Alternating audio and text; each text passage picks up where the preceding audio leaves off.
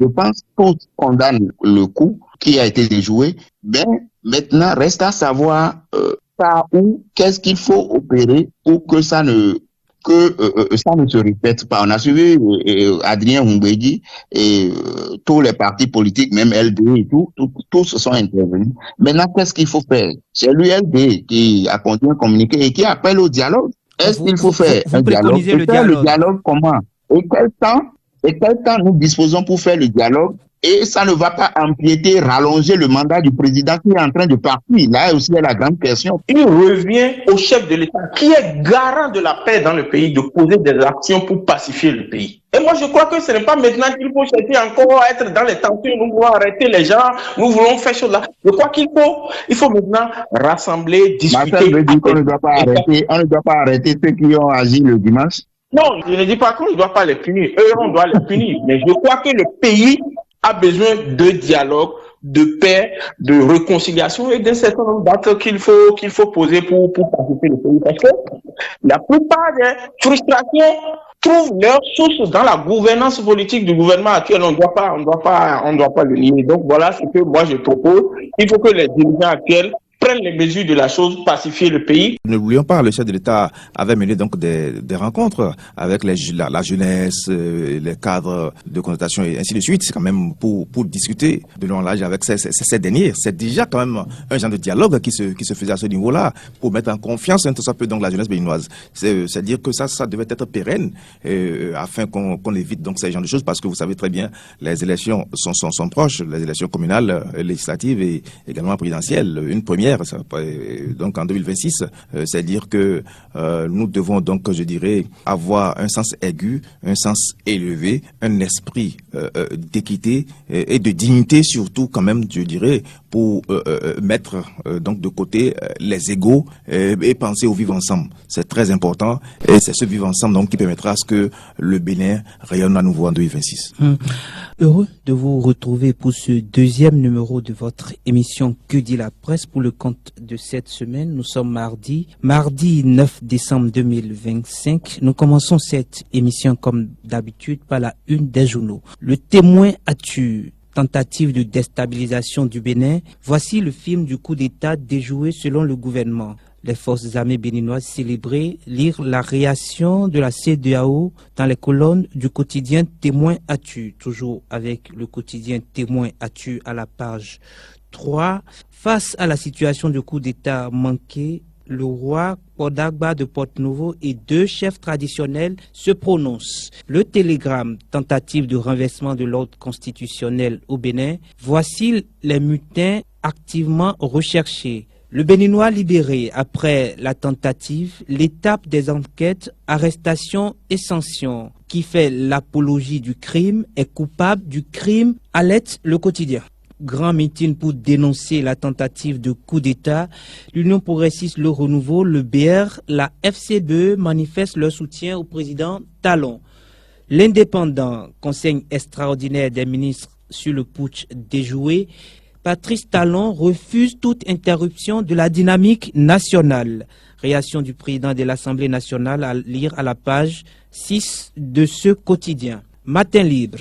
Coup d'État, plus jamais ça au Bénin, s'exclame le quotidien. Le gouvernement retrace le film des faits. La libération, tentative de coup d'État au Bénin, récit d'une nuit de chaos, un riposte d'un État debout. Coup d'État déjoué, attaque contre la SRTB, la RAC affirme son soutien et appelle au patriotisme médiatique. La boussole, conseil des ministres sur la tentative de coup d'État déjoué au Bénin, récit d'une nuit de chaos, de résistance au sommet de l'État béninois. Après les attaques du 7 décembre dernier, la RAC au chevet de la SRTB. Crise du 7 décembre au Bénin, Vlavonou salue les forces de sécurité et réaffirme la stabilité des institutions. Le Paraclet, tentative de coup d'État, hommage à Dambet Bada, le meilleur. Coup d'État déjoué, voici la chronologie des faits rapportés par le chef de l'État en conseil extraordinaire des ministres. Diakpata, tentative de coup d'État déjoué, le gouvernement dévoile les dessous. L'emblème du jour, Mobilisation nationale pour la paix, l'Union progressiste Le Renouveau se lève contre la violence politique, la RAC au chevet de la SRTB. Le chronomètre, coup d'État déjoué au Bénin, Dangbo dit plus jamais ça aux putschistes. Le matinal, mutinerie du 7 décembre 2025, le film de l'opération déjouée. Le gouvernement livre ses détails sur le putsch, fier chandelle à l'armée républicaine. Dynamisme info, tentative de coup d'État au Bénin, les péchés capitaux des auteurs du putsch repoussés. Et nous bouclons avec le quotidien Adiache News. Compte rendu du Conseil extraordinaire des ministres, le film des événements selon le gouvernement.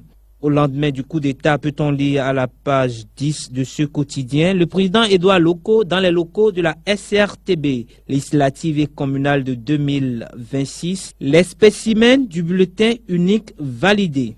Hommage à Adam Bonitessi, le président Louis Vlavonou salue une vie d'engagement et de sagesse. C'est donc sur le quotidien Adiache News que nous bouclons cette première partie de votre émission Que dit la presse. Nous marquons une courte pause, le temps pour nous d'installer les confrères en studio. Pour l'instant, débat. Retour en studio ce matin pour décrypter quelques titres à la une des journaux. Pour cet exercice, j'ai 3 confrères en studio. Martial à Goliagbo, il est du quotidien Le Pays Émergent. Martial, bonjour, bienvenue dans nos locaux. Bonjour Samuel, bonjour à tous. Deuxième débatteur au bout de la ligne, Raoul Houssounou, il est journaliste. Raoul, bonjour. Bonjour, chers confrères.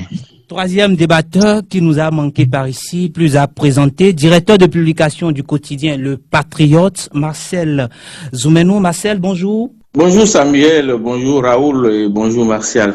Vous l'avez suivi comme tous les Béninois. Hier, le gouvernement était en conseil extraordinaire des ministres pour parler naturellement du coup d'État déjoué. C'était-il utile, ce conseil extraordinaire des ministres, Marcel Zoumenou?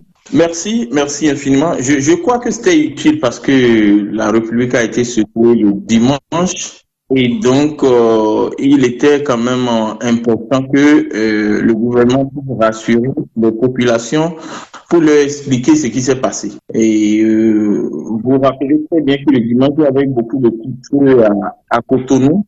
Et que ces coups de feu ont perturbé un peu la quiétude des Béninois. Et donc, c'était de bon ton que le gouvernement puisse faire ce conseil des ministres extraordinaires pour expliquer aux Béninois ce qui s'est passé. Le chef d'État, en sa qualité de président de la République et garant de la paix et de la sécurité des Béninois, a un intérêt à le faire pour montrer ce qui s'est passé, qui sont d'une extrême gravité. Donc, pour moi, c'était utile d'organiser ce conseil des ministres extraordinaires. Raoul Houssounou, vous partagez l'avis de Martial sur l'utilité de ce conseil des ministres extraordinaire. C'est quand même rare sous le régime de Patrice Talon. Je pense pour moi que c'est très opportun, c'est important ce conseil parce que comme l'a dit mon confrère, les événements du dimanche dernier, événements que les Béninois, nous, de notre âge, on n'a jamais vécu. C'est depuis 2012 qu'il y a eu un coup d'État au Bénin, le fameux coup d'État du 26 octobre 1912, avec le commandant Mathieu Kérékou à l'époque. Donc, nous, on n'a plus jamais vécu. On n'a plus, pour nous, c'est démon du passé. Et on n'a plus jamais eu ça. Donc, c'est normal que le gouvernement nous entretienne. Et c'est même responsable de sa part que le gouvernement puisse nous éclairer sur ces événements qui nous ont mis, en quelques minutes, qui nous ont mis tous en émoi dimanche dernier. Martial Agolabou. Oui, Samuel, il faut retenir que c'est très utile. Utile en quel sens? Vous savez que ceux qui sont au nord, un peu partout au Bénin, ne maîtrisaient rien en la matière parce que les effectifs, on a entendu qu'il y a coup d'État, ainsi de suite, mais qu'est-ce qui s'est passé? Le gouvernement a pris le soin, donc, à travers ce conseil extraordinaire, d'expliquer les faits. Voyez-vous, pour que la population sache véritablement ce qui s'est passé le dimanche 7 décembre 2025. Et également adresser les remerciements, donc, aux forces loyalistes et également au peuple béninois. Donc il est utile et important de faire ce conseil extraordinaire pour permettre en fait à toute la population, notamment ceux également du Nord et consorts un peu partout du Bénin, donc de comprendre réellement en fait ce qui s'est passé au cours donc de la journée du dimanche 7 décembre 2025. Donc c'est très important en fait, et je salue en fait, je dirais, le sens élevé donc du gouvernement avec en tête donc Patrice Talon qui également ont bel et bien tenu le pari en expliquant donc réellement les faits de ce qui s'est passé donc le dimanche 7 décembre 2025. On refait le récit avec le porte-parole du gouvernement que je vous invite à écouter dans cette émission. Le Conseil des ministres s'est tenu en séance extraordinaire ce lundi 8 décembre 2025 sous la présidence de M. Patrice Talon, président de la République. La séance a été élargie aux ministres conseillers et au haut commandement des forces de défense et de sécurité. L'ordre du jour a porté exclusivement sur les événements survenus dans la journée du dimanche 7 décembre 2025. Il ressort du point détaillé fait par le chef de l'État que le groupuscule de soldats ayant organisé la mutinerie avait planifié de démettre le président de la République lui-même de ses fonctions, de soumettre les institutions de la République et de remettre en cause l'ordre constitutionnel établi. Pour ce faire, ils ont entrepris, dans un premier temps, de neutraliser ou de kidnapper certains officiers généraux et supérieurs de l'armée à raison des responsabilités qu'ils occupent au sein des forces armées béninoises ou de l'appareil d'État. C'est ainsi qu'ils se sont rendus d'abord, vers 2 heures du matin, au domicile du directeur du cabinet militaire du président de la République, le général Bertin Bada, qui a réussi à leur échapper et dont ils ont mortellement blessé l'épouse. Informé, le commandement militaire avait requis l'appui de la base militaire de Togben pour apporter du soutien au général Bada. Le peu de diligence de cette base a conduit à demander au responsable de la garde nationale, le colonel Faizou Gomina, de s'y rendre instamment. Une fois sur les lieux, celui-ci sera violenté et fait otage. C'est alors qu'il a été su que la mutinerie y a pris corps. Entre-temps, cap a été mis sur le domicile du général Abou Issa, chef d'état-major de l'armée de terre, qui a opposé une farouche résistance aux mutins avant d'être kidnappé un peu plus tard par une équipe supposément venue en renfort. C'est à partir de ce moment que la confirmation est faite que la mutinerie venait bien de la base de Togben. Très vite, les renseignements militaires ont permis de savoir que les mutins sont partis de la dite base avec des armes et des engins blindés. Dans leur progression, autour de 5 heures du matin, ils se sont portés vers la résidence du chef de l'État, où la garde républicaine alertée et sous les ordres de sa hiérarchie les attendait fermement. Un rude combat s'en est suivi, tant les mutins tenaient à contrôler la situation afin de se saisir de la personne du président de la République. Celui-ci, aux côtés des éléments de la garde républicaine, a vécu les violents affrontements en direct avec des victimes des deux côtés, jusqu'à ce que les assaillants, débordés par la farouche résistance des soldats loyaux, battent en retraite. Mais, tenant à exécuter la suite de leur plan, les mutins se sont dirigés vers la télévision nationale qu'ils ont contrôlée pendant un bout de temps, y faisant une déclaration avant d'en être délogés par l'armée loyale. Pris de panique, ils ont donc décampé, abandonnant sur place certains de leurs éléments qui ont été aussitôt arrêtés. Pour autant, les soldats mutins n'avaient pas résolu de jeter les armes. Loin s'en faut, puisque quelques instants après, ils ont essayé d'ouvrir d'autres fronts, notamment à la base militaire de Togben, où ils disposaient encore de blindés. Rapidement, l'armée républicaine, renforcée par les casernes voisines, a encerclé la base, rendant tout mouvement des mutins impossible et se tenait prête à donner l'assaut final. Mais celle-ci étant au cœur d'une zone d'habitation, le chef suprême des armées et le commandement militaire ne voulaient pas que s'y déroulent des affrontements à l'âme lourde, au risque de faire de nombreuses victimes collatérales dans le rang des populations. Il a été alors décidé des frappes aériennes ciblées, chirurgicales, sans exposer les quartiers environnants de Togben et Fidjrosset, de même que des victimes innocentes du côté des militaires. À partir de cet instant, la coopération sous-régionale s'est mise en branle sous l'égide de la CEDEAO et à la demande de notre pays. Le Nigeria nous est dès lors venu en assistance en menant des frappes en fin de journée par son aviation militaire qui a immobilisé certains des engins blindés. Cette opération s'est déroulée avec succès, sans perte en vies humaines. Les derniers assaillants, ayant vu les manœuvres préparatoires, ont pris la clé des champs. Le contrôle de la base a alors été repris et y est actuellement logée une force en attente de la CEDEAO composée de soldats nigérians arrivés dans la nuit de dimanche à lundi pour soutenir les efforts de l'armée républicaine. De même, toujours dans le cadre de cette coopération sous-régionale, une force spéciale est venue de Côte d'Ivoire en cette même fin de journée du dimanche pour se positionner à Cotonou en vue d'autres actions si besoin en était. Enfin, il est à signaler que les officiers supérieurs retenus en otage, le général Abou Issa et le colonel Faïzou Gomina, grâce à la diligence des renseignements et du dispositif mis en place, ont pu être libérés au petit matin de ce lundi 8 décembre dans la ville de Tchaourou, où ils avaient été conduits par les mutins en fuite, lesquels menaçaient d'attenter à leur vie. Au regard de la gravité des faits, le gouvernement a observé 1 minute de silence en mémoire de ceux qui ont perdu la vie, exprimé son soutien aux blessés, puis ordonné que les enquêtes déjà ouvertes permettent d'identifier tous les auteurs et leurs commanditaires, quels qu'ils soient, de situer les responsabilités afin qu'ils en répondent, d'évaluer les dégâts matériels, y compris ceux collatéraux, subis par des civils et d'envisager une réparation par l'État.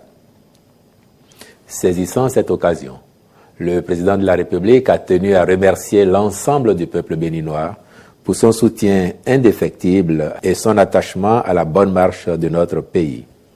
Il a félicité notre armée et ses responsables qui ont su montrer leur loyauté et leur sens du devoir républicain, puis instruit afin que les familles de ceux qui se sont sacrifiés en défendant la patrie soient assistées convenablement. De même, il s'est félicité de la solidarité des pays de la CEDEAO, en particulier le Nigeria et la Côte d'Ivoire. Il n'a pas manqué d'inviter le gouvernement et le peuple tout entier à voir dans cette épreuve un motif de continuer à bâtir un Bénin fort et résilient qui protège l'ensemble de ses enfants, mais où chacun devra aussi apprendre à répondre de ses actes, surtout lorsqu'ils se révèlent attentatoires aux intérêts du pays. Enfin, il a affirmé sa conviction que notre pays va poursuivre sa marche vers le progrès et que nous devons tirer tous les enseignements de ces événements pour qu'ils ne se reproduisent plus jamais.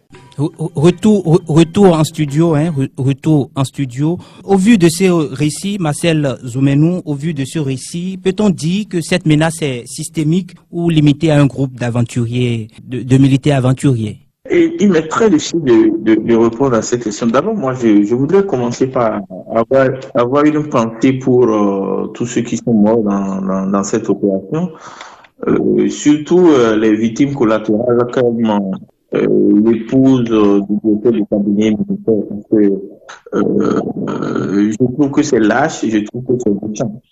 Moi, personnellement, j'ai toujours été contre le coup d'État. De façon constante, et je crois que ceux qui suivent, ceux qui font attention à mes positions, j'ai toujours été contre ce qui se passe aujourd'hui dans les pays du Sahel et de façon régulière, chaque fois que j'ai l'occasion, j'ai toujours dit que l'option de coup d'État et l'option de recourir à des régimes militaires n'est pas la solution aux problèmes que nous avons aujourd'hui en Afrique. Et parce que déjà, quand vous regardez très bien ce qui se passe, et quand vous observez très bien ce qui s'est passé, on prend l'argent du peuple pour acheter les armes. Les armes, c'est sur les budgets nationaux. Il faut acheter les armes pour qu'on protège le peuple. Et il se trouve qu'il y a des individus, parce qu'ils ne sont pas d'accord avec les leaders politiques, ils ne sont pas d'accord, utilisent ces armes, retournent ces armes contre ces leaders. Parfois même, c'est ceux qui sont responsabilisés pour protéger ces leaders-là qui retournent les armes contre eux. Et nous avons vu dans les cas spécifiques de la Guinée, où Doumbouya était patron de la sécurité du président et Conté, Et également au Niger, la même chose. Et donc, moi, j'ai toujours condamné ce principe. Et donc, je condamne également ce qui s'est passé et avec une pièce pensée pour les victimes, surtout les victimes collatérales. Maintenant, revenons au narratif du gouvernement. Quand vous écoutez très bien, vous suivez très bien le narratif, vous vous rendez compte que tel que le gouvernement lui-même a présenté comme une mutinerie ou comme l'action d'un groupe isolé, vous sentez dans le narratif que ce n'est pas exactement ça. Parce qu'à des moments donnés, on dit que oui, qu'on a demandé des diligences à des gens qui n'ont pas réagi à temps. On a envoyé même des gens qui devraient aller vers un officier et puis ils vont retourner contre l'autre. Et donc, quand vous écoutez tout ça et quand vous voyez l'impact de tout ce qu'on a présenté comme un petit groupe en peu de temps, le nombre de structures qui ont attaqué, le nombre de personnes, de responsables et de positions qu'ils ont attaquées, vous vous posez réellement la question, est-ce que c'est l'action d'un groupe réellement isolé? Et moi, je me pose cette question au regard du récit, du narratif du gouvernement lui-même. Donc, cela m'amène à dire simplement que le problème me paraît plus profond que ça. Le problème me paraît plus profond que ça et qu'il faut que le gouvernement puisse prendre les bouchées doubles pour vraiment voir ce qu'il y a à la base de ça. Et si réellement, comme l'a dit le gouvernement, s'il y a des commanditaires qui sont soit sur les territoires ou à l'extérieur du pays, parce qu'on a besoin vraiment de paix. La paix est très importante pour la quiétude des citoyens, même pour le développement. Et moi, je pense que j'ai toujours été républicain, je ne peux que prôner la paix, bien que on a vraiment des raisons de ne pas être d'accord sur telle ou telle chose, mais on doit trouver les voies et moyens pour faire des revendications dans un format démocratique et non dans un format d'agression militaire.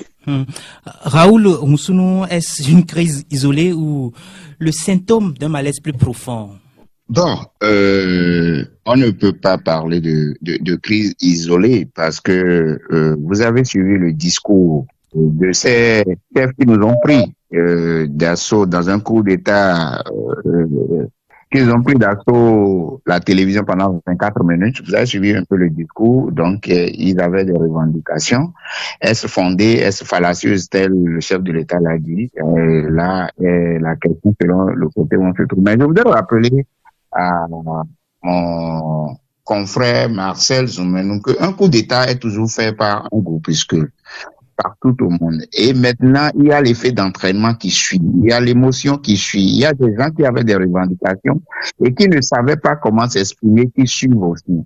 Pour preuve, ce matin, moi, je me suis réveillé, je suis tombé sur une vidéo d'un capitaine qui a lu un long truc, vidéo selon un peu nos journalistes et ceux qui s'emploient dans le fact-checking, qui date un peu avant les événements du dimanche dernier. La vidéo date du 29 novembre, mais qu'on a ressorti cette nuit et qui agite un peu. Donc, c'est sûr que dans l'armée, il y avait quand même des positions, il y avait quelques frustrations un peu voilées et tout. Mais je voudrais dire, groupe isolé, oui, parce que c'est toujours les petits groupes, c'est pas le grand groupe pour ceux qui font des pushs, c'est pas le grand groupe qui fait ces genres d'opérations. Les autres viennent, il y a des mouvements, des effets d'entraînement après. Donc, il y a un malaise. Je pense que aujourd'hui, avec tout ce qui se passe, les déclarations qui ont fusé et le dimanche, moi je suis sorti, le sentiment était partagé. Il y en a qui quand même se réjouissaient tout doucement, en douce, et chacun dans son petit coin. Il y en a qui réprouvaient la chose. Donc je pense qu'il y a lieu quand même de voir, de s'asseoir, de faire une introspection pour voir s'il n'y a pas un problème profond, non seulement au niveau de l'armée, mais au niveau de la gouvernance et au niveau de politique entière. Martial à Goliabo, groupe isolé ou quand même des gens qui ont des soutiens dans l'ombre, des soutiens Non, mais quand on est face à ce genre de situation, c'est toujours un groupuscule qui opère. Et quand ça marche, donc ils font leur déclaration. Mais cette fois-ci, ça a été un échec. Vous savez que donc face à de tels actes, ce sont les âmes innocentes donc qui périssent. Et vous avez constaté qu'il y a des dégâts autour de cette affaire. Donc c'est dire que on ne pourra pas dire que c'est forcément une main qui est derrière. Vous vous souvenez que les pays qui nous entourent, que ce soit le Burkina Faso, le Niger et le Mali, il y avait eu des coups d'État tout récemment en Guinée-Bissau, voyez-vous. Donc peut-être que les officiers ont voulu également faire un coup d'essai pour rejoindre donc désormais les pays que j'ai cités tout haut. Donc, c'est pour vous dire en fait que, comme l'a dit Raoul Oussounou, on a plus observé en fait cette histoire depuis près de 53 ans. Et voilà, tout de go en 2025, un coup d'essai de coup d'État. Malheureusement, donc, ça a connu un échec. Et puis, bon, le Bénin va à ses occupations, parce que souvent, vous savez très bien que quand on procède à un coup d'État, c'est comme si vous rasez votre maison à étage et vous reprenez à zéro. Donc, c'est ça. Donc, le développement d'abord prend un coup, et c'est à petit coup donc qu'on retrouve la vie. Donc voilà, le Bénin, c'est vrai, le chef de l'État à l'actuel donc n'est pas en mesure, n'est pas même en position de faire un troisième mandat. On connaîtra en 2026 donc un nouveau président de la République. Vous savez très bien. Donc je pense que ces jeunes officiers qui ont voulu donc procéder à ce coup d'État, peut-être se sont inspirés de ce qui s'est passé en Guinée, Bissau ou des autres pays en fait pour faire un essai, et ça a été un échec. Marcel Zoumenou, les points d'ombre que soulèvent beaucoup d'internautes, beaucoup d'analystes politiques, et se demandent mais comment on peut expliquer que la mutinerie soit partie d'une base aussi stratégique que celle de Tobin. Merci Samuel. J'abordais cette préoccupation tout à l'heure en disant ceux qui organisent les putsch, les mutineries ou les coups d'État, souvent ce ne sont pas des gens qui sont loin du système. Parce que s'ils sont loin du système, comment ils peuvent utiliser l'équipement militaire que nous payons avec les impôts, comment ils peuvent l'utiliser pour résoudre des problèmes? Souvent, ils ne sont pas loin. Et quand vous regardez tous les coups d'État, même celui du 28 octobre 2012, ça a été conduit par les commandants de la garnison de Ouida, avec l'appui de l'état-major de l'armée de terre que dirigeait à l'époque le commandant Mathieu Kérékou.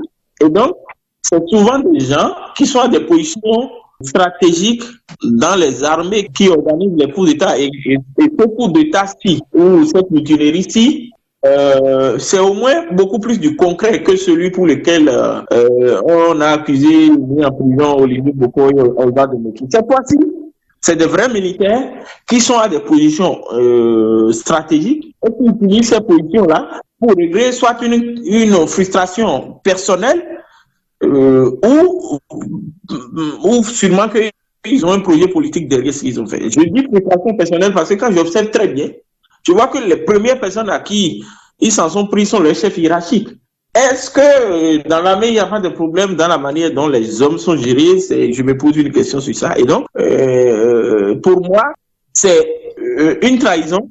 Une trahison, ça ne dit pas un autre nom, mais une trahison qui se convertit souvent en un acte de bravoure si leur coup avait marché. Et donc, pour moi, le fait qu'ils soient dans des unités sociales, le fait qu'ils soient dans des positions stratégiques au sein de l'organigramme militaire, explique que ce qu'ils ont organisé, ce qu'ils ont pu organiser là, et le truc qu'ils ont pu organiser, on doit avoir le courage de le dire, ça a marché et ça a eu un grand impact parce que au regard du récit du gouvernement lui-même, quand vous écoutez très bien le récit du gouvernement, vous vous rendez compte que ça a raté de peu que nous avons eu notre salut grâce à l'intervention des puissances. Justement, on reviendra sur cet aspect des choses. Raoul Oussounou, un problème entre les militaires qui dégénèrent finalement, on est tenté de dire.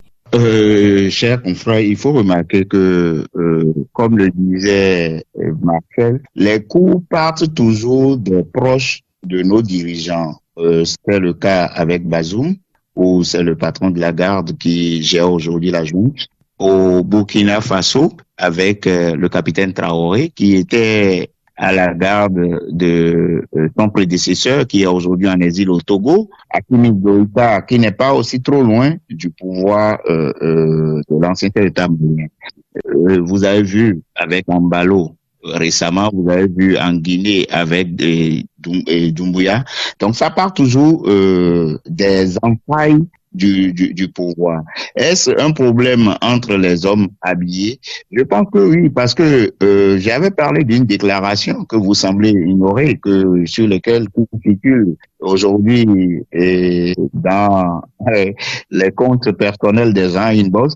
Donc, vous parlez déjà de quelle déclaration? La vidéo du policier et Kenyaoundé.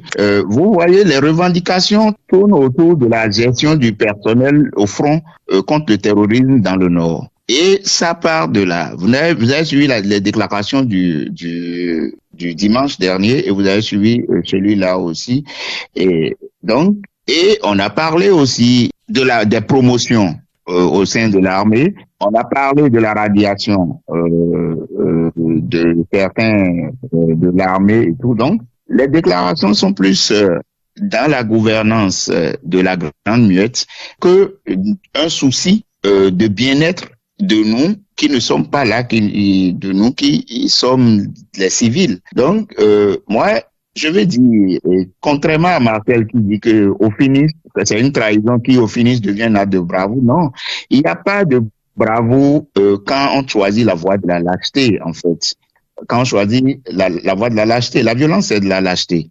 Et aujourd'hui, pour moi qui travaille un peu sur les aspects sur l'économie dans certains pays de l'UMOA, vous allez remarquer, hier, vous pouvez checker au niveau de la BRVM, la Bourse régionale des valeurs mobilières, vous allez voir que automatiquement les eurobonds auxquels le Bénin a souscrit ont chuté, les gens ont commencé, il y a une frénésie, les gens ont eu peur et tout, donc ça ne serait pas une bravoure, parce que voyez ce qui se passe aujourd'hui dans les pays de l'AES.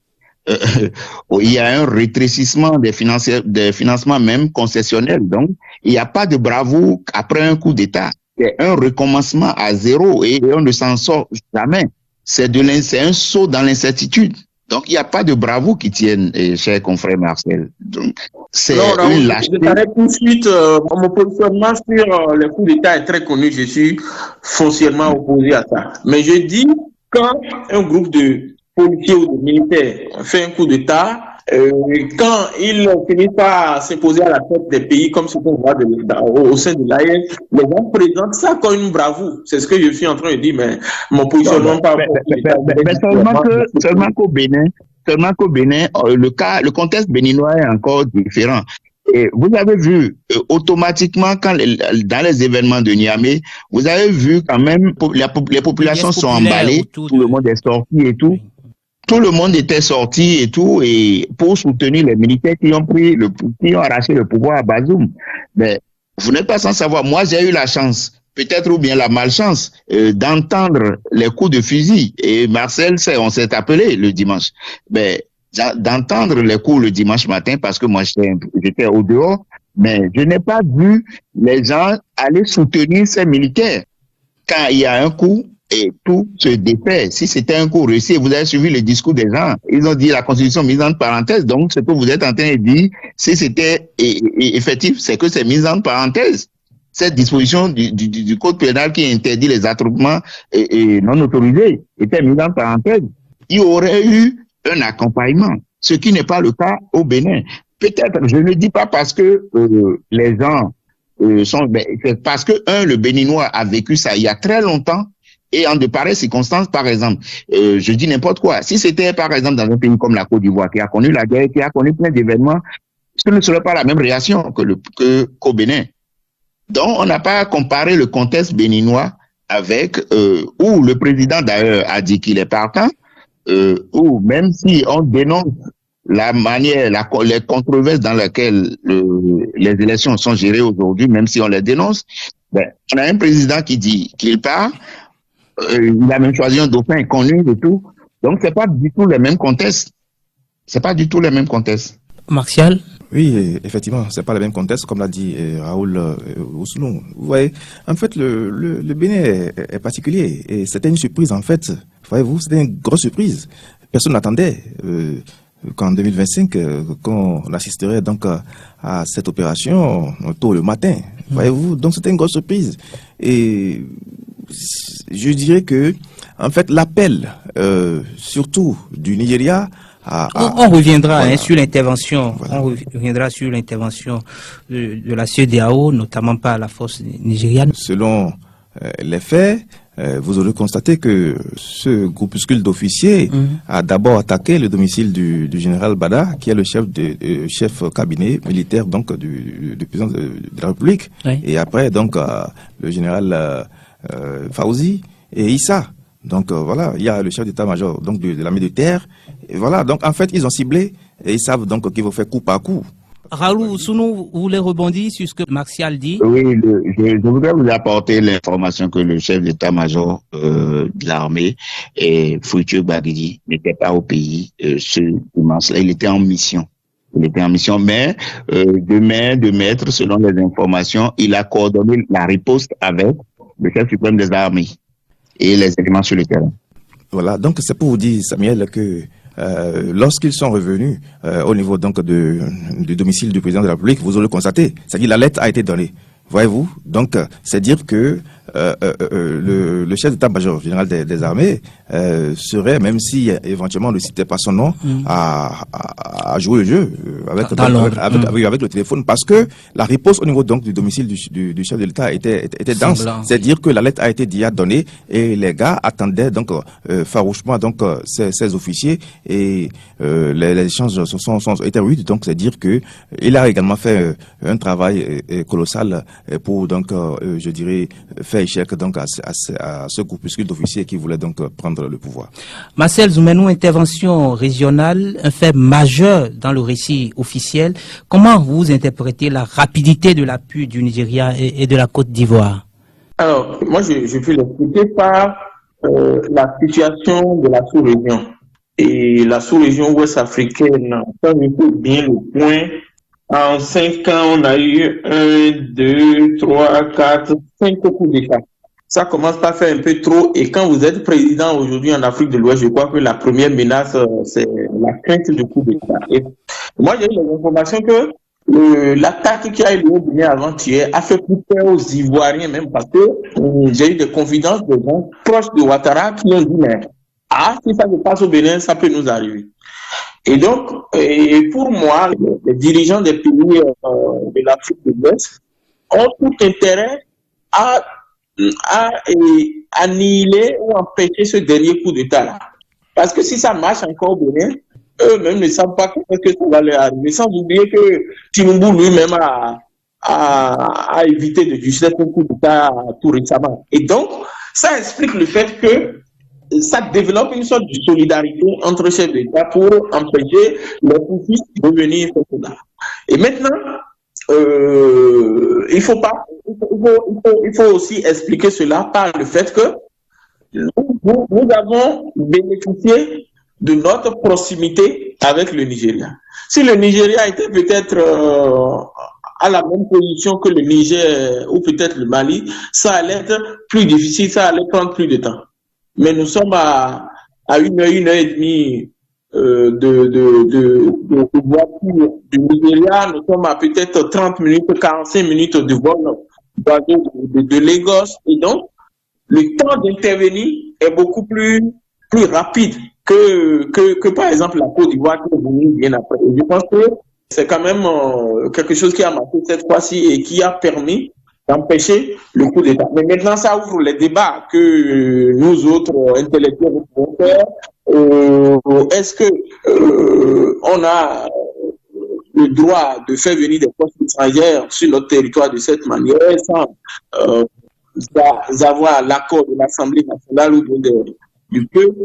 Et la même question se pose au Nigeria, parce que déjà au Nigeria, j'entends dire que le président Tinubu n'avait pas le droit de le faire, qu'il devrait avoir une autorisation du Sénat du Nigeria pour le faire. Donc, ça, c'est les débats juridiques qui sont quelque part fondés, parce qu'après tout, nous avons un pays souverain, et donc, on a un chef de l'État qui a à sa disposition une armée qui est souveraine sur les 112 600 km² du pays. Et donc, le débat sur la question sur l'intervention, le recours aux forces militaires, à quelles conditions on doit les faire et pourquoi on le fait maintenant, moi, je me pose assez de questions. Parce qu'après tout, ça renvoie à une idée que l'armée béninoise est incapable ou bien a été incapable de faire face à cette agression. Bien qu'elle ne soit pas extérieure. Elle a résisté. L'armée Chers confrères, je voulais intervenir de Marcel. Oui, elle a beaucoup résisté. L'armée béninoise a résisté, je suis d'accord, mais on a dû faire recours à une armée extérieure. Donc, c'est des questions que je pose sur le sujet. Raoul Oussou. Chers confrères, je voudrais d'abord commencer là où mon confrère Marcel a fini. D'abord, je voudrais dire, pour faire la chronologie des événements et pour coller à la version officielle, parce que quand les armes crépitaient, je crois que nous, journalistes, on n'était pas devant les armes pour dire un Nigérien ou c'est un Béninois.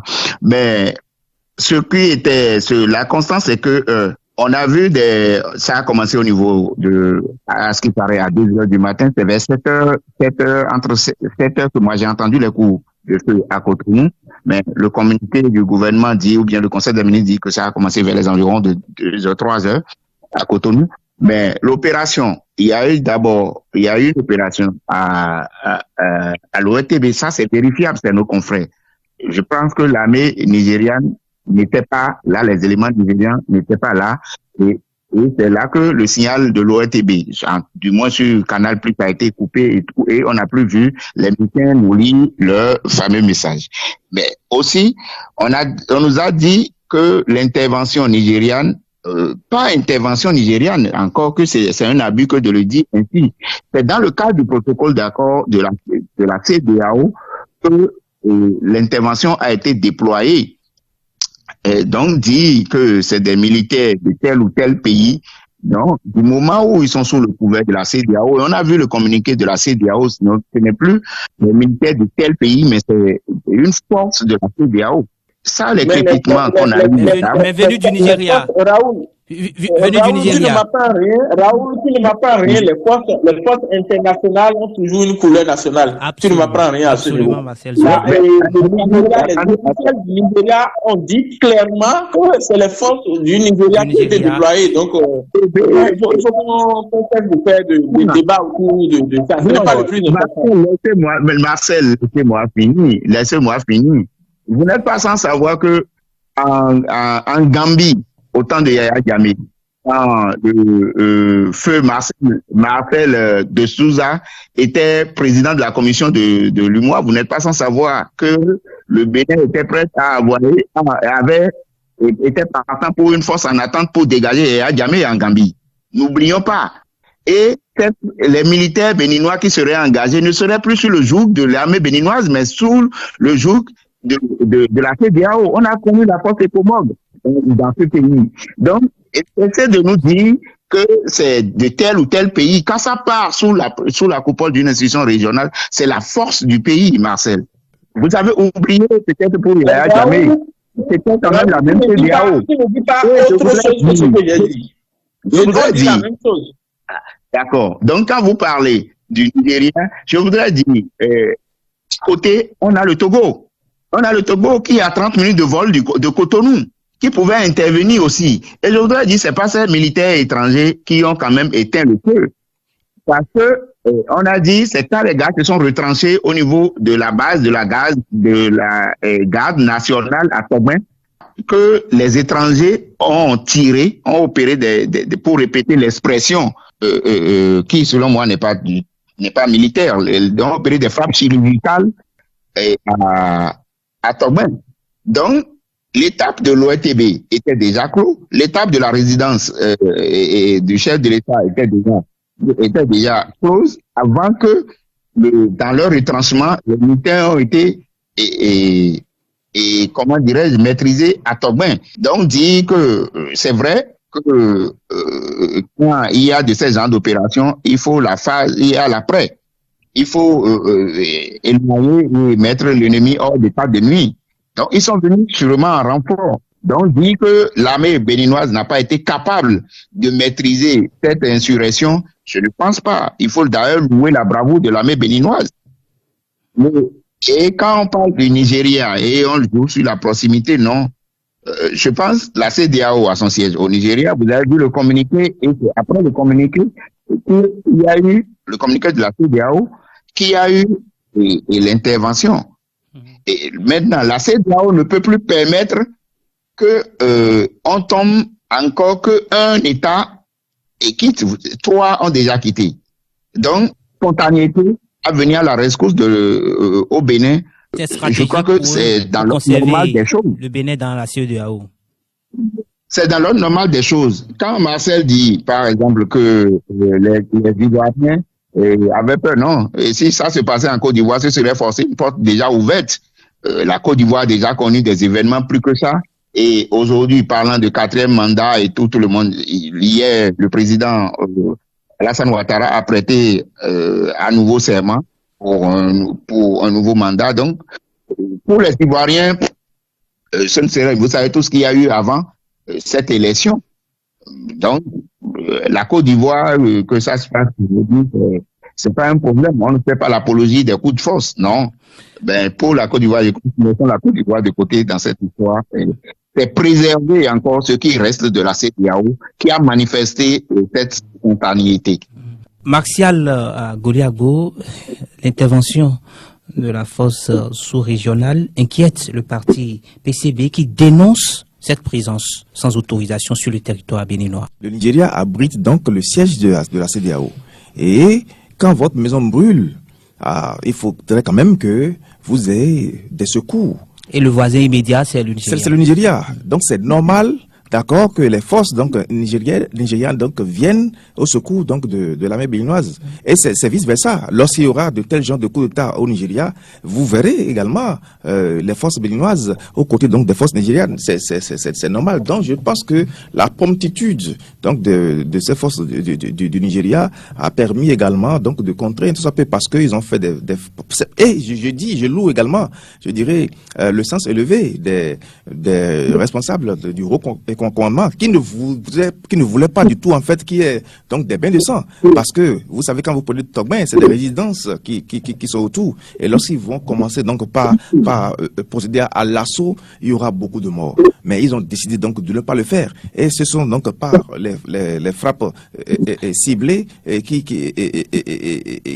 ont porté donc les fruits. Donc dire que on doit attendre, et puis je vous le dis, quand vous prenez en fait les chefs de l'État de chaque pays, c'est les chefs du gouvernement, ils n'ont pas besoin donc d'avoir une autorisation donc du Parlement, parce que vous savez, on dit qu'il y a feu, et on va attendre encore l'autorisation. Donc quand est-ce que les députés vont se réunir pour adopter en fait l'envoi en fait d'une force? Non. Donc le chef de l'État en fait a tout pouvoir, et quand il y a feu, d'envoyer donc les forces rapidement donc au secours, et peut-être faire donc le retour en fait au Parlement. Mais dit que on doit attendre d'abord l'autorisation donc d'un Parlement avant donc d'envoyer les forces, c'est-à-dire le dégât serait déjà fait. Vous voyez. Donc ce qu'a fait le Nigeria est bel et bien noble, et je pense que le Nigeria a agi sous donc le couvert de la CEDEAO et non donc sous le couvert d'un pays singulier. Samuel, il faut qu'on reprécise aux internautes les cas dans lesquels on fait recours au Parlement avant une intervention de phase étrangère. C'est vrai que le recours au Parlement est prévu. Maintenant, si c'est l'armée nigériane, ou bien l'armée béninoise, mais le chef d'État nigérien, le chef d'État béninois, fait appel à l'armée nigériane pour régler un problème à l'interne ici, qu'on est obligé de passer par le Parlement pour le faire. Mais nous sommes dans un contexte où c'est à eux on a fait recours à une organisation régionale auquel le Bénin est parti. Et il y a le protocole de la CEDEAO qui parle des interventions dans les pays de la CEDEAO. C'est dans ce cadre que la CEDEAO a été sollicitée. Donc, les pays qui ont répondu, et vous n'êtes pas sans savoir qu'à part le Nigeria, il y a le Ghana qui avait été annoncé, il y a le Libéria qui avait été annoncé. Donc, c'est pas l'armée nigériane qui a été sollicitée, mais la force de la CEDEAO qui a été sollicitée. Il faut si c'était l'armée nigériane qui a été sollicitée, je crois, le chef de l'État doit nécessairement, et ça, nous allons le condamner si c'était pas fait, doit nécessairement faire appel et prendre l'avis du Parlement. Et c'est ce que prévoit la Constitution. Marcel Zoumenou, les victimes et blessés, la communication est-elle suffisante à ce niveau? On n'a pas eu de chiffres. Oui, ça peut être stratégique si les statistiques sur la mort, bon, on n'en a vraiment pas besoin aussi. Hein. Si ça va faire peur aux populations, je pense que le gouvernement peut décider stratégiquement de ne pas communiquer sur ça. Bon, c'est vrai, dans le récit, déjà, on a dit qu'il y a beaucoup de victimes. Donc, si le gouvernement décide de ne pas communiquer sur le nombre de morts, par exemple, c'est peut-être pour ne pas faire peur aux populations. Donc, moi, je pense qu'il y a pas encore la péril en la demeure. Donc, on s'en tient à ce que le gouvernement dit. Si le gouvernement décide de faire un point, tant mieux. S'il ne fait pas, c'est pas là le problème. Moi, ce qui m'importe, c'est que on fasse l'effort d'éviter au pays ces genres de situations.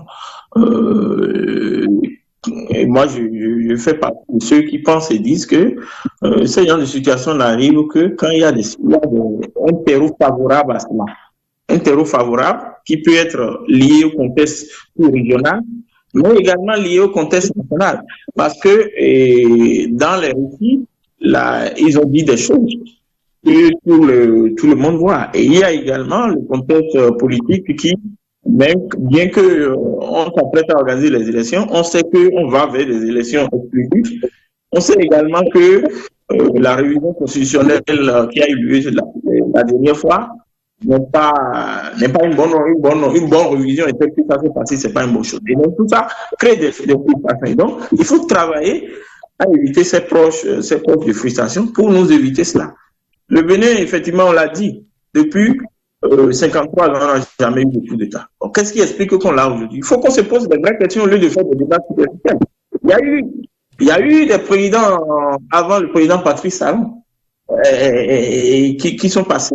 Mais pourquoi on n'a pas eu ça? Je crois qu'il faut se poser les vraies questions et se demander qu'est-ce qui ne va pas dans notre pays. Et je rappelle que ce n'est pas le premier coup d'État. On a eu un premier coup auquel l'ami personnel du chef d'État est en prison. Donc, moi, ce qui m'importe, c'est la gouvernance publique, la gouvernance politique apaisée. C'est le plus important. Le chef d'État a cette responsabilité d'apaiser, de rassembler pour éviter ce genre de choses. Parce que quand il y a trop de tensions dans le pays, c'est pas bon pour les citoyens, c'est pas bon pour l'économie, comme le dit Raoul. Mais je reviens pour finir très rapidement sur les questions de déploiement de forces étrangères. Oui.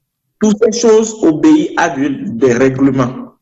On ne peut pas venir nous dire ici aujourd'hui, oui, bon, quand il y a urgence, il faut traquer, comme l'a dit mon ami Mathias. Non, chaque pays a des lois. Je dis, c'est les Nigériens eux-mêmes qui parlent de Sénat là-bas, c'est pas nous. Donc, on ne peut pas parce que bon, il y a une urgence, tout là. Non, c'est des forces étrangères qu'on veut déployer dans un autre pays. Il doit y avoir quand même des choses. Là, il y a le droit international. Il ne faut pas qu'on fasse des débats pour embrouiller les gens.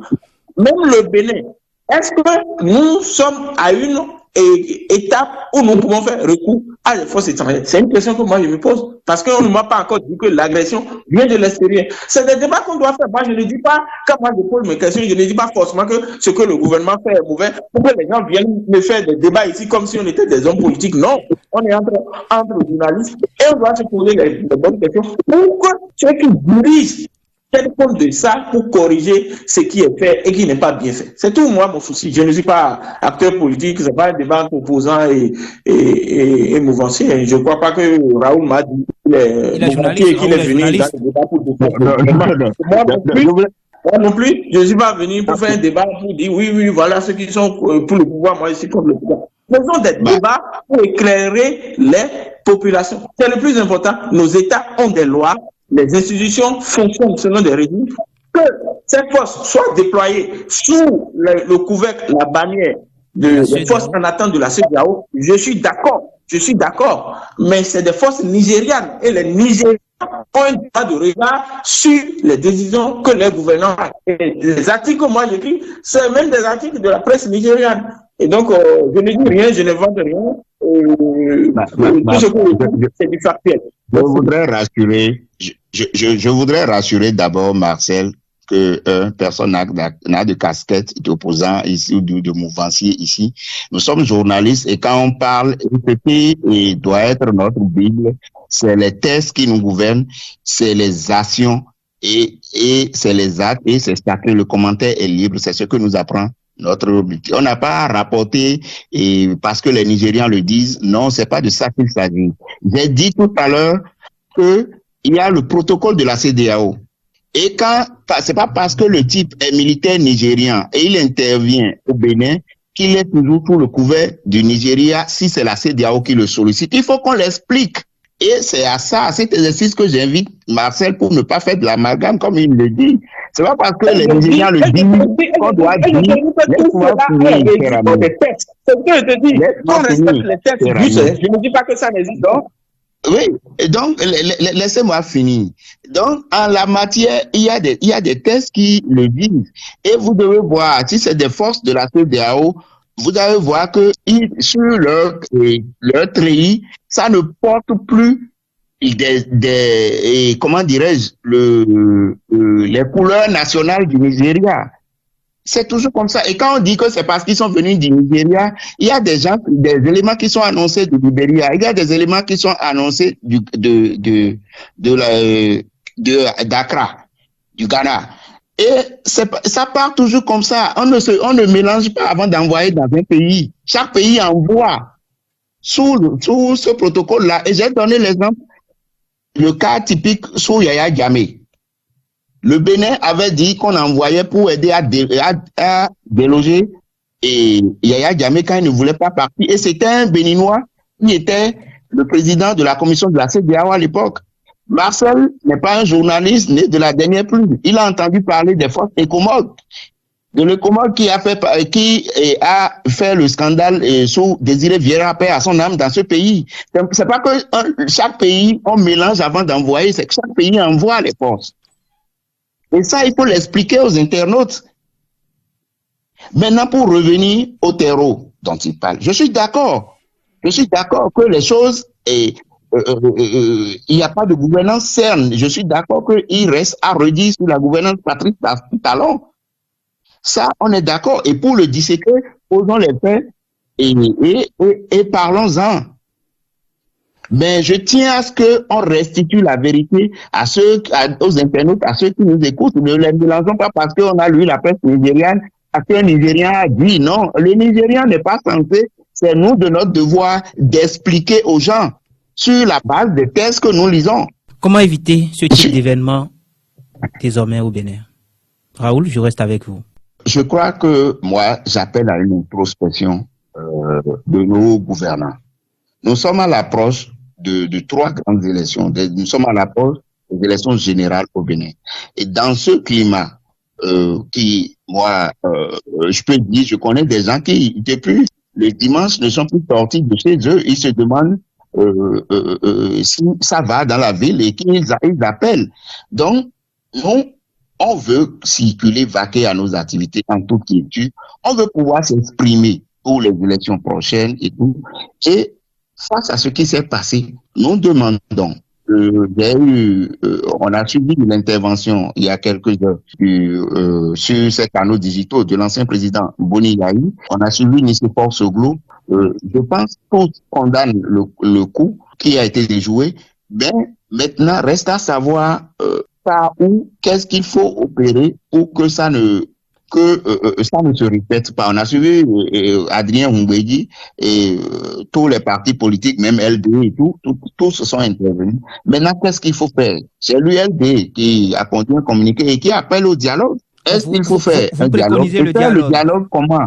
Et quel temps nous disposons pour faire le dialogue? Et ça ne va pas empiéter, rallonger le mandat du président qui est en train de partir. Là aussi, il y a la grande question parce que Il faut aider Patrice. Aujourd'hui, c'est aider Patrice Talon à sortir, à passer la main, tel il le dit. Parce que on ne veut pas dire aujourd'hui qu'il y a instabilité qui a joué pour prolonger encore le mandat de Patrice Talon. Donc, trouver la manière quand même pour pouvoir, comment le faire. Moi, je suis pas politique, mais les politiques vont forcément faire des propositions. Mais toutefois, ces événements du dimanche nous amènent quand même à faire une introspection. À Goliabo, que faire pour que l'événement ne se reproduise encore au Bénin? Non, vous savez, c'est vrai, quand vous suivez ces mutins à la SRTB, ils ont porté des revendications. Vous savez, tout n'est pas rose. Tout n'est pas rose. Il y a des choses à repenser, il est vrai. Mais il ne faut pas quand même prendre des armes pour le faire. Comme l'a dit Raoul, c'est vrai, le chef de l'État n'a jamais refusé le dialogue. Hein. Il n'a jamais refusé le dialogue. Il faudrait quand même... Nous sommes tous les mêmes. Le Bénin est indivisible. Le dialogue à quelques semaines des élections. Oui, mais écoutez, c'est pas forcément une conférence nationale. Non, du tout pas. Mais quand même, il faut que toutes les forces vives se retrouvent, je dirais, dans le même panier. Est-ce que vous voyez? Donc, face à cette situation, avant même cela, n'oublions pas, le chef de l'État avait mené donc des rencontres avec la jeunesse, les cadres de connotation et ainsi de suite. C'est quand même pour discuter de l'enlage avec ces derniers. C'est déjà quand même un genre de dialogue qui se faisait à ce niveau-là pour mettre en confiance un tout ça peu donc la jeunesse béninoise. C'est-à-dire que ça devait être pérenne afin qu'on évite donc ces genres de choses parce que vous savez très bien, les élections sont proches, les élections communales, législatives et également présidentielles. Une première, donc en 2026, c'est-à-dire que nous devons donc, je dirais, avoir un sens aigu, un sens élevé, un esprit d'équité et de dignité surtout quand même, je dirais, pour mettre donc de côté les égos et penser au vivre ensemble. C'est très important et c'est ce vivre ensemble donc qui permettra à ce que le Bénin rayonne à nouveau en 2026. Marcel Zoumeno, on sort de ce studio par vous. Que faire pour que l'événement ne se reproduise? Merci infiniment. Je crois que, et comme l'a dit les confrères, il faut qu'on essaie de voir, de trouver des solutions pour calmer un peu les ardeurs, gérer les frustrations et pour que ce qui s'est passé le dimanche ne se répète plus. Et mon confrère Raoul a dit oui, ça a eu des impacts sur l'économie. Et c'est vrai. Quand on dit coup d'État, c'est tout le monde entier qui a les yeux braqués sur le Bénin. Moi, j'ai dit, c'est pour la première fois que j'ai parlé avec un journaliste gambien que je ne connais même pas, qui m'a contacté, je ne sais pas où, pour me dire qu'est-ce qui se passe. Et donc, ça agit sur l'économie du pays. On n'a pas intérêt à ça. Et pour que ça, on puisse éviter ça, il revient au chef de l'État, qui est garant de la paix dans le pays, de poser des actions pour pacifier le pays. Et moi, je crois que ce n'est pas maintenant qu'il faut chercher encore à être dans les tensions, nous voulons arrêter les gens, nous voulons faire chose là. Je crois qu'il faut maintenant rassembler, discuter. Marcel veut dire qu'on ne doit pas arrêter ceux qui ont agi le dimanche. Non, je ne dis pas qu'on ne doit pas les punir. Eux, on doit les punir. Mais je crois que le pays a besoin de dialogue, de paix, de réconciliation et d'un certain nombre d'actes qu'il faut poser pour pacifier le pays. Parce que la plupart des frustrations trouvent leur source dans la gouvernance politique du gouvernement actuel. On ne doit pas le nier. Donc voilà ce que moi je propose. Il faut que les dirigeants actuels prennent les mesures de la chose, pacifier le pays, parce que dans ces conditions-là, si nous devons aller aux élections dans ces conditions, vous imaginez que la situation va encore s'enflammer si ce n'est pas bon pour le Bénin.